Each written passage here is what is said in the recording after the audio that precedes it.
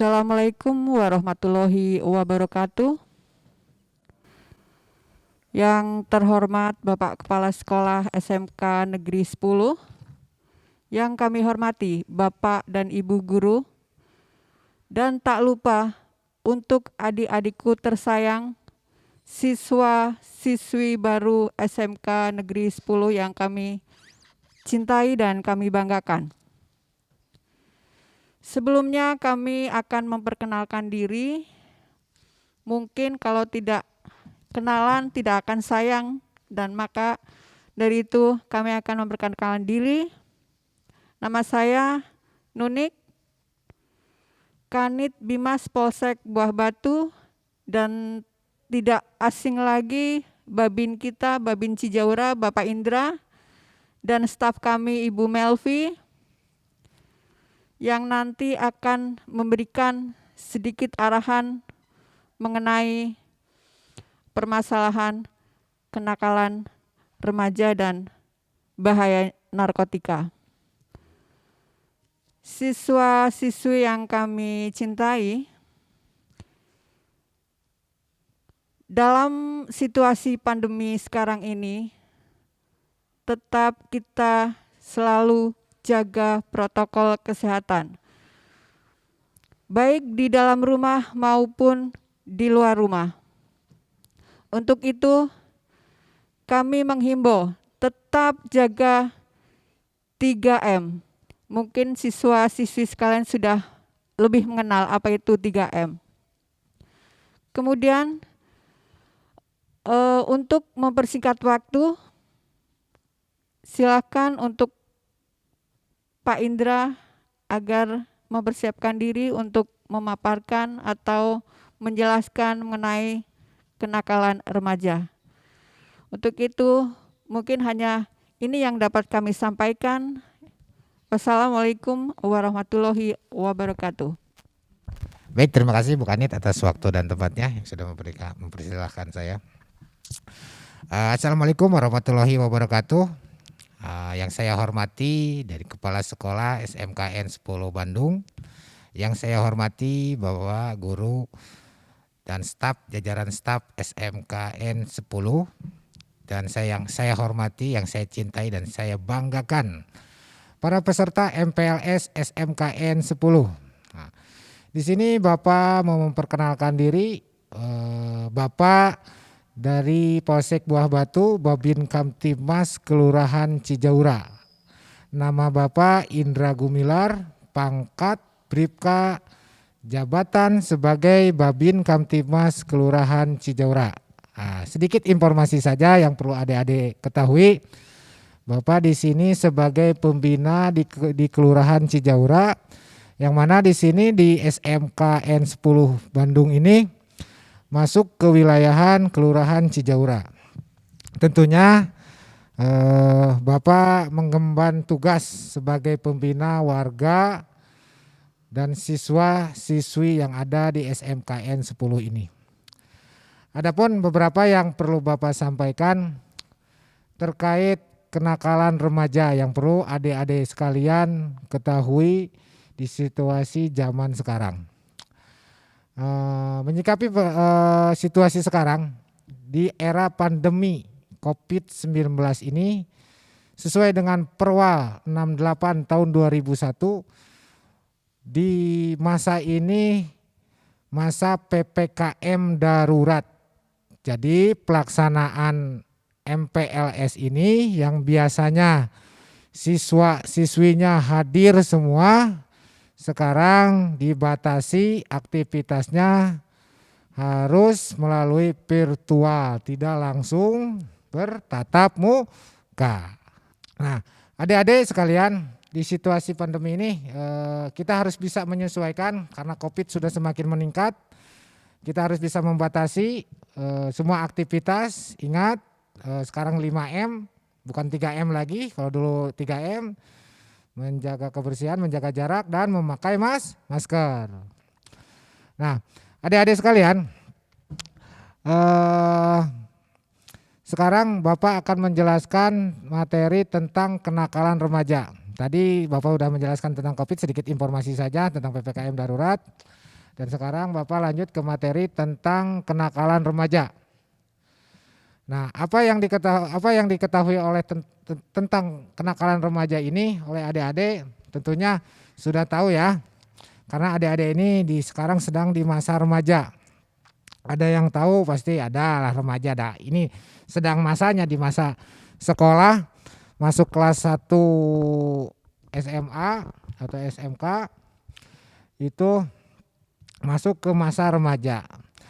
Masa remaja berusia 13 sampai 18 tahun. Pada usia tersebut seseorang sudah melampaui masa kanak-kanak namun masih belum cukup matang untuk dapat dikatakan dewasa. Nah, kalau seperti Bapak bukan dikatakan lagi dewasa, tapi sudah menjadi bapak dan om ya. Apalagi dengan Bu Kanit gitu ya. Kalau Bu Kanit sudah masa ibu-ibu. Beda dengan rekan saya yang di pinggir, Bu Melpi. Kalau Bu Melpi polwan, dia masih lajang. Masih remaja menuju masa ibu-ibunya.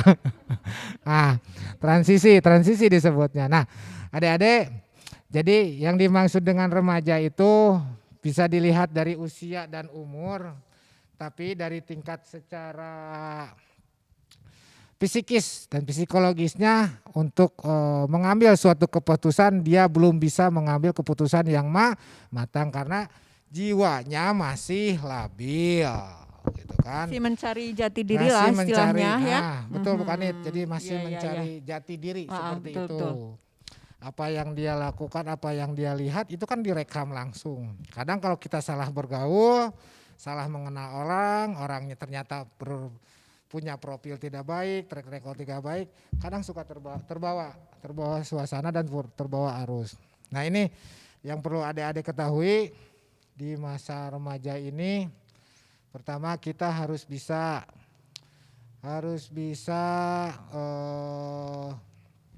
mengetahui aturan-aturannya seperti dan memilah apa. Mungkin ya. Dan memilah mana yang baik dan benar. Adapun misalkan nanti adik-adik di sini di sekolah ada tata tertib dan aturannya.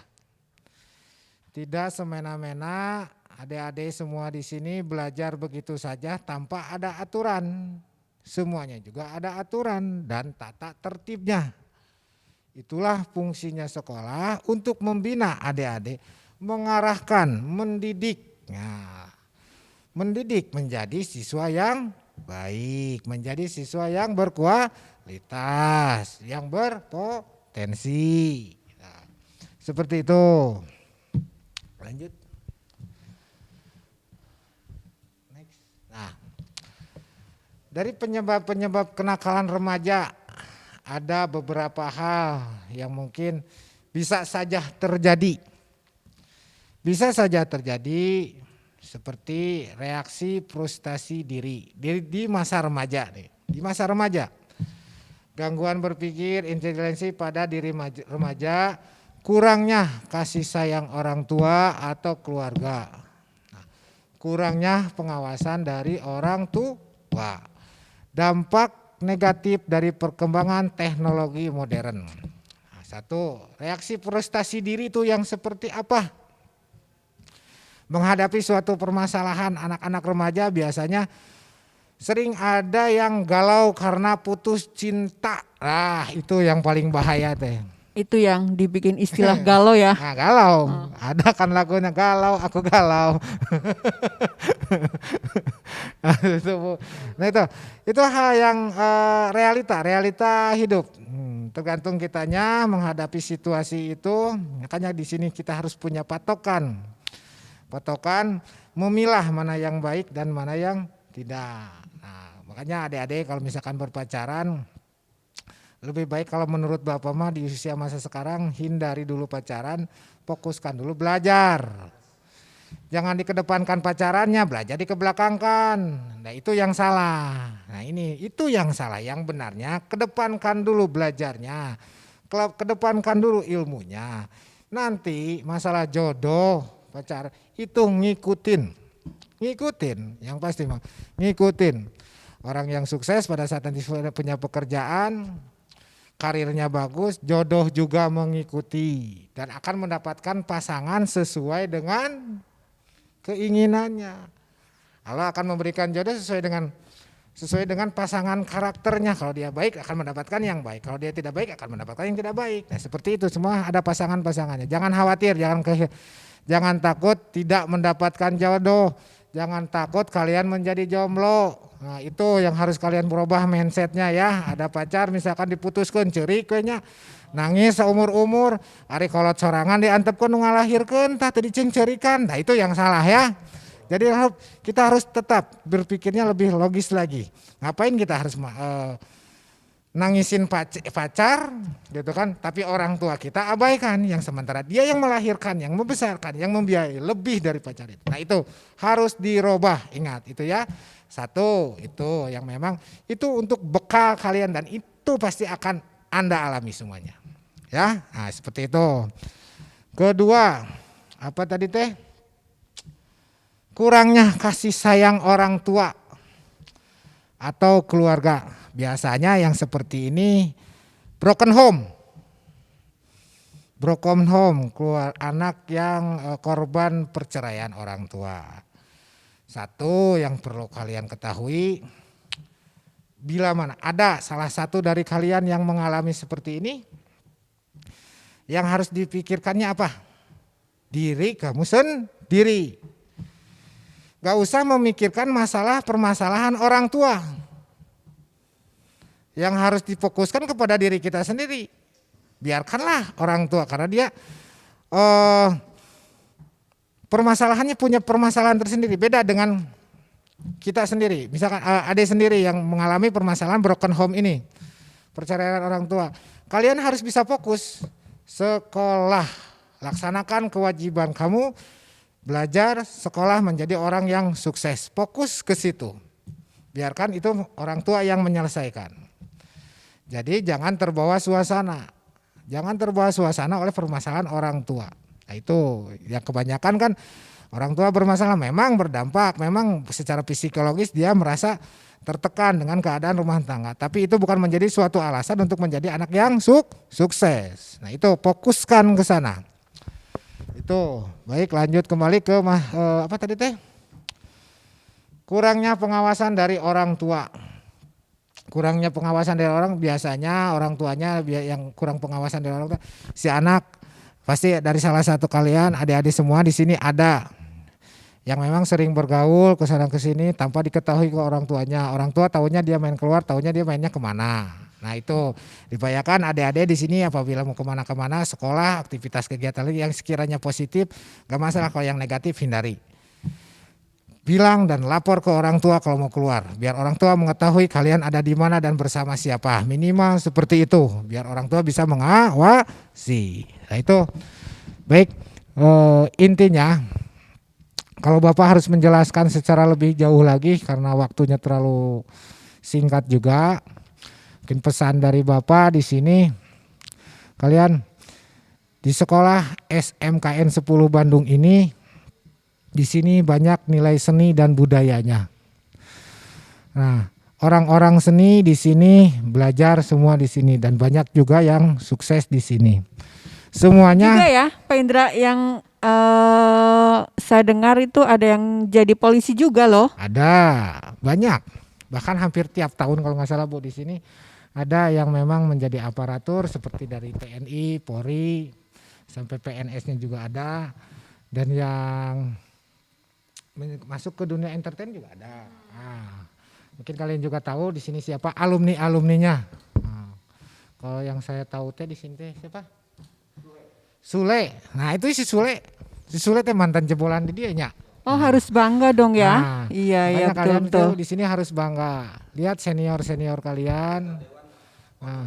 Nah, berikut Mang Oni SOS itu masuk juga. Nah, di sini banyak potensi-potensi yang bisa kalian kembangkan di sini. Lihat senior kalian di sini yang sudah alumni di sini, dunianya sekarang seperti apa dan dia memegang prinsipnya seperti apa. Ambil yang positifnya, buang yang negatifnya. Nah, seperti itu. Baik, lanjut Bu. Mungkin Itu saja yang perlu Bapak sampaikan. Pesan Bapak di sini, jadilah siswa-siswi yang berkualitas, yang berpotensi, mempunyai skill, karena itu akan menjadi bekal kalian nanti di masa depan. Itu modal kalian semua untuk menjadikan produk daya jual kalian pada saat nanti dewasa nanti. Dan insya Allah kalian akan sukses apabila memegang prinsip seperti itu. Baik, itu saja dari Bapak. Billahi taufiq wal hidayah. Wassalamualaikum warahmatullahi wabarakatuh. Enggak Bu Melvi, pilih bade dilajeng. Silahkan dilanjut lagi Bu Melvi. Assalamualaikum warahmatullahi wabarakatuh. Selamat siang adik-adik. Yang terhormat Bapak Kepala Sekolah SMKN 10 Bandung, yang terhormat guru-guru dan juga para staf SMKN 10 Bandung, juga tidak lupa adik-adik yang saya cintai dan saya banggakan. Sebelumnya saya ucapkan selamat kepada adik-adik yang telah lulus dalam seleksi MPLS SMKN 10 Bandung.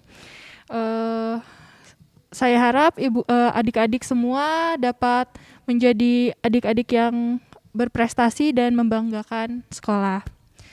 Di sini saya ingin menambahkan sedikit tentang pengetahuan saya tentang narkotika atau narkoba. Narkoba pasti adik-adik ini udah pada tahu ya, dan udah pada familiar banget dengan yang namanya narkoba. Narkoba itu apa sih? Narkoba itu adalah narkotika, psikotropika, dan bahan adiktif lainnya. Menurut WHO, semua bentuk padat, cair maupun gas yang kalau dimasukkan ke dalam tubuh dapat merubah fungsi dan struktur fisik maupun psikis itu bisa dikatakan sebagai narkoba.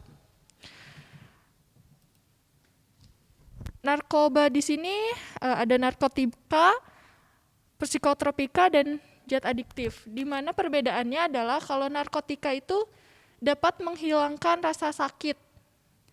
Sedangkan psikotropika adalah zat yang dapat mempengaruhi perilaku mental dan psikis adik-adik semua.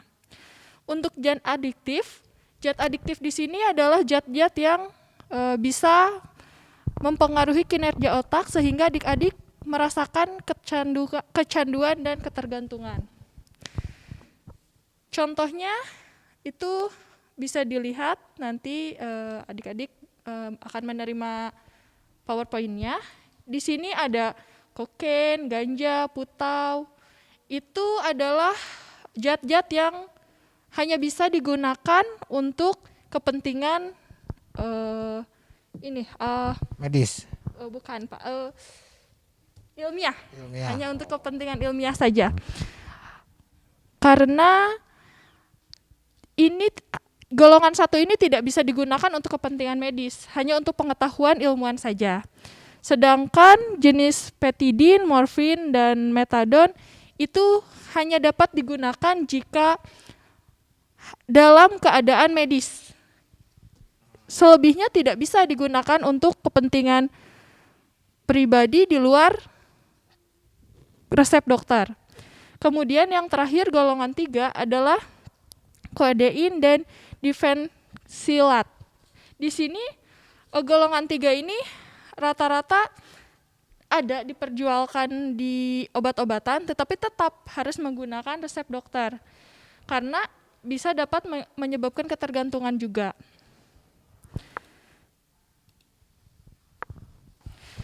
Yang untuk zat adiktif itu sama sekali benar-benar bisa kita temui di kehidupan sehari-hari. Contohnya seperti rokok, kopi, teh, obat-obatan, ataupun bahan lain yang membuat adik-adik merasa ketergantungan. Di sini adik-adik bisa melihat juga macam-macam jenis dari narkoba itu sendiri. Ada ganja, ada sabu, ada ekstasi, ada heroin, dan juga jamur tahi kebo. Di mana jamur ini dapat ditemukan di kotoran hewan. Saking mahalnya obat-obatan di atas, jadi orang-orang yang sudah ketergantungan mencari bagaimana caranya mendapatkan obat itu dengan harga yang lebih murah, sehingga bisa dicari di mana saja, tempat-tempat yang bahkan menurut kita itu sangat menjijikan ya. Selanjutnya yang paling berbahaya adalah kayak kalau adik-adik pernah lihat kan di pinggir-pinggir jalan gitu kayak ngisep lem, atau misalnya kayak bareng-bareng gitu berbagi lem sama-sama, itu campur-campur kalau nggak Pak, alkohol apa dicampur-campur segala. Karena apa? Pengen mendapatkan harga yang murah, tapi dia pengen merasakan efek fly dari zat-zat tersebut. Oh, yang dinamakan lem-lem itu ya? Iya betul Bu. Iya. Kadang-kadang kan karena nggak ada uang, jadi segala hal aja kayak lem dimasukin. Itu padahal adik-adik bisa sampai merusak organ hati, otak, dan ginjal. Karena apa? Bau yang menyengat itu kan bisa menyebabkan syaraf-syaraf adik-adik itu terganggu. Dan yang paling baru Pak, Tembakau gorila. ya Nah ini, adik-adik yang lagi tren di kalangan remaja sekarang tuh, kebanyakan mereka tuh mengkonsumsi tembakau gorila. Nah Bapak juga belum tahu ini asal usul tembakau gorila itu bagaimana dan cara pembuatannya, karena ini muncul begitu saja. Yang pasti pernah Bapak tanya kepada para pelaku yang memproduksi, dia bisa membuat tembakau gorila jenis tembakau sintetis, kalau bahasa ininya mah tembakau sintetis. Mereka melihat dari YouTube cara membuatnya, dari Google, dari Google bisa searching. Karena ini bisa dibuat dari mana, dengan menggunakan bahan-bahan seperti etanol, alkohol, jenis-jenis alkohol, terus ada cairan-cairan tertentu yang disemprotkan kemudian dikeringkan. Nah, ini memang yang lagi tren sekarang si tembakau gorila ini. Nah, adik-adik, dampaknya, reaksinya yang dilihat, yang Bapak lihat waktu itu, dan kalau mengalih belum pernah ya Bapak, kalau mencoba amit-amit dijauhkan. jangan ya Pak ya. Reaksinya dia hilang kesadaran, katanya karena kata orang yang sudah mengkonsumsi, dia katanya mengalami pusing, tapi pusingnya bukan pusing kayak seperti sakit kepala. Yang pasti hilang ingatan, hilang kesadaran, seperti orang yang sedang tertidur lelap. Nah, dampaknya dari tembakau gorila ini bisa merusak ke urat-urat saraf, sensor, daya pikirnya bisa menjadi lemot, bahkan bisa menjadi gila kalau berkonsumsi berlebihan. Nah, ini yang memang lagi tren-trennya. Ya mudah-mudahan adik-adik sekalian di sini tidak diupayakan, jauhilah, lebih baik kalian tahu boleh, tapi bukan berarti kalian harus mendalami ini. Lebih baik menghindari dan menjauhinya. Nah, itu yang sekarang yang lagi tren. Kalau untuk jenis narkoba yang tadi yang Bu Melpi jelaskan, seperti apa tadi Bu? Heroin, terus putau, ke ganja. Nah, ganja ini masih ada, masih ada. Sebenarnya yang sekarang sudah mulai berdasarkan dari data narkoba dari Polrestabes, yang sering diungkap perkaranya tuh, yang sering muncul jenis sabu sama ganja. Dua ini. Kalau untuk yang lainnya sudah mulai tidak ada, tinggal yang dua ini yang sekarang yang paling tinggi itu di jenis sabu. Jenis sabunya itu. Ya bangga Bu Melpi, dilanjut kembali, silakan. Ya, untuk yang sekarang itu Pak, bukan hanya untuk keuntungan materi ya. Kenapa banyak adik-adik yang sudah mulai diincar untuk peredaran narkoba ini? Karena selain keuntungan materi untuk mereka, adik-adik ini adalah potensi bangsa, sehingga mereka menggunakannya untuk menghancurkan potensi-potensi yang ada saat ini. Bukan hanya tentang bisnis lagi, tapi memang ini dikhususkan untuk adik-adik agar adik-adik tidak memiliki potensi-potensi untuk di masa depan. Karena apa? Yang pertama, adik-adik uang masih dapat dari orang tua. Tentunya masih sangat mudah untuk membeli barang seperti itu.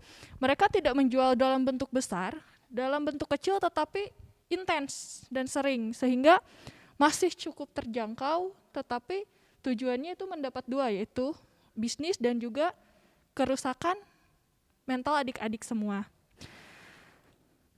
Di sini dampak yang bisa ditimbulkan dari narkoba adalah yang pertama, tentunya adik-adik bisa jomblo, Pak. Kenapa jomblo? Karena itu dari kalau misalnya suntikan ya, suntikan tuh kan bareng-bareng, disuntik dari A, B, C, itu tuh menggunakan suntikan yang sama, sehingga adik-adik itu bisa terkena penyakit HIV. Amit-amit ya, bisa dilihat tuh, HIP, tahu HIV artinya itu HIV AIDS gitu kan. ya, belum ada obatnya ya. Untuk HIV Belum itu ada obatnya. belum ada obatnya. Nah. Jadi adik-adik harus sangat benar-benar berhati-hati. Nah, Yang kedua itu, adik-adik tidak akan glowing. Kenapa tidak glowing?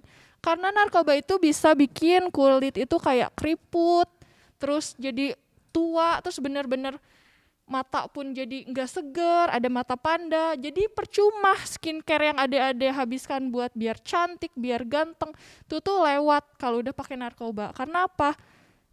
Nggak akan ada efeknya, karena narkotika itu merusaknya itu dari dalam syaraf-syarafnya, sehingga mau diperbaiki dari luar seperti apapun, kalau dalamnya sudah hancur, itu sudah sulit. Yang selanjutnya adalah miskin. Kenapa bisa miskin? Karena harganya itu mahal. Saking mahalnya, minta terus, ketergantungan, akhirnya melakukan tindakan kejahatan lain karena sudah tidak dikasih orang tua misalnya. Jadi mencuri apa, pokoknya segala hal dihalalkan, yang penting narkotikanya kebeli. Itu bahayanya banget ya. Yang selanjutnya, iya betul Bu. Jadi pokoknya saking mah ketergantungannya, ya nggak ada untungnya, nggak ada untungnya sama sekali. semuanya rugi dan tidak ada untungnya. Nah itu mungkin. Yang paling parah adalah adik-adik bisa meninggal karena reaksi obat yang terus-menerus, dosisnya naik sehingga badan tidak kuat, jadi bisa menyebabkan meninggal. Gimana sih ciri-ciri orang yang menggunakan narkotika? Kalau ada di lingkungan adik-adik yang sudah memiliki ciri-ciri ini, sebaiknya saya sarankan untuk menghindari. Karena pelaku pengguna narkoba ini selalu mengajak orang lain. Apa? Dia mendapatkan keuntungan kan nanti dari menjual, dia bisa beli lagi untuk dia pakai. Ciri-cirinya seperti apa? Yang pertama, jalannya sempoyongan, kayak orang linglung gitu. Terus ngomongnya juga pelo, gak jelas gitu Pak. Iya. Jadi halusinasi ada nggak? Iya betul Bu, itu pelo tuh karena balelo ya, bahasa Sunda halusinasi, namanya. terus si sarafnya tuh sudah kena. Udah jelek ngomongnya, gak jelas, udahlah pokoknya mau udah pakai itu mah nggak akan laku lah ya Bu ya. Ya GJ betul. Karena dia banyak berhalusinasi, apa yang dia pikirkan tuh ya diomongin aja karena dia nggak ngerasa sadar itu. Kemudian sering ngantuk. Di sini ada adik-adik yang sering ngantuk nggak? Bisa dicurigai Pak. Kalau nanti ada pembelajaran daring ngantuk-ngantuk, hati-hati. Nanti kita lihat nih, kalau banyak ada yang sering mengantuk berarti itu patut dicurigai. Apalagi namun tiba-tiba ku guru bukan sorangan, nanti saya bisa rekom ke para guru sekolah di sini, kalau ada yang sering mengantuk bilang sama saya. Oh bukan Pak, itu drakor. Teman nonton film drakor. Ya, sampai malam Pak. Lobating gadangnya. Iya. Terus selanjutnya emosional, karena syarafnya sudah rusak itu, jadi dia tidak mampu menahan emosinya sama sekali dan menjadi menjauh, mengurung diri di kamar karena dia merasakan sendiri itu sudah happy dengan pikiran-pikirannya. Jadi untuk apa punya teman? Jadi kebanyakan sih jadi sulit bergaul gitu Pak. Nah itu dari apa sih sebutnya tuh tanda-tanda ya? Iya, betul. Tanda-tanda ciri-ciri orang yang terpengaruhi oleh narkoba. Salah satunya dari cara apa tadi teh? Cara berbicara. Cara berbicara, balelol, cenah mencek bahasa Sunda Iya. nama, pelo mencek bahasa ieu nama. Nah, adik-adik, dari apa yang tadi disampaikan oleh Bu Melpi ini memang betul. Itu faktanya seperti itu. 90% bisa dibenarkan ciri-ciri itu. Yang 10%-nya lagi bisa saja karena dampak gangguan jiwa, kan balelol teh bisa wae nya Bun, nya. Tidak hanya karena Syarafnya gangguan udah sarafnya sudah putus. terganggu gitu kan. Itu yang 10%-nya. Atau karena misalkan dia ada tadi tanda-tanda apa emosional sensitif, misalkan dia mudah ini bisa saja karena dia punya kelainan, misalkan mudah tersinggung atau dia punya trauma atau apa, bisa Baperan saja ya, Pak. baperan gitu kan. Nah ini memang kita harus bisa memahami karakter dari salah satu teman. Kadang apa yang kita sampaikan, apa yang kita maksudkan kepada seseorang atau kepada teman kita belum belum tentu tersampaikan, tercerna dengan baik oleh mereka, itu yang si penerima ini. Nah kita apapun misalkan nanti maksud Bapak begini, penyampaian bahasa kita, lidah itu tidak bertulang. Kadang menurut kita baik, belum tentu yang menerima bisa baik. Nah itu tidak semua dampak dan ciri-ciri dari pengguna narkoba di sini bisa sama dengan seperti, tapi 90% hampir semuanya seperti itu, tergantung profil dan track record kriteria daripada si orang pengguna narkoba ini. Kalau memang dia punya riwayat, pasti akan punya gelagat seperti itu. Mungkin maksudnya seperti itu ya Bu Melpi ya? Nah, Iya, itu seperti itu.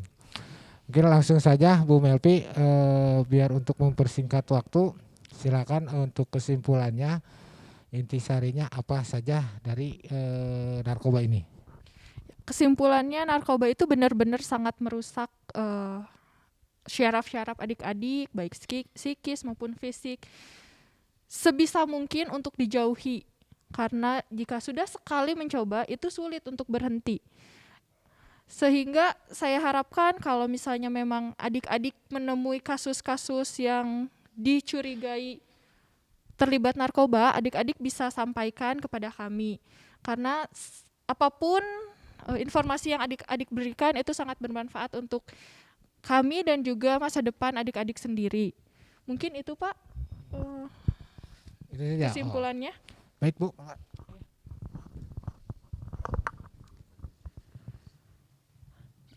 Terima kasih Pak Indra dan Bu Melvi.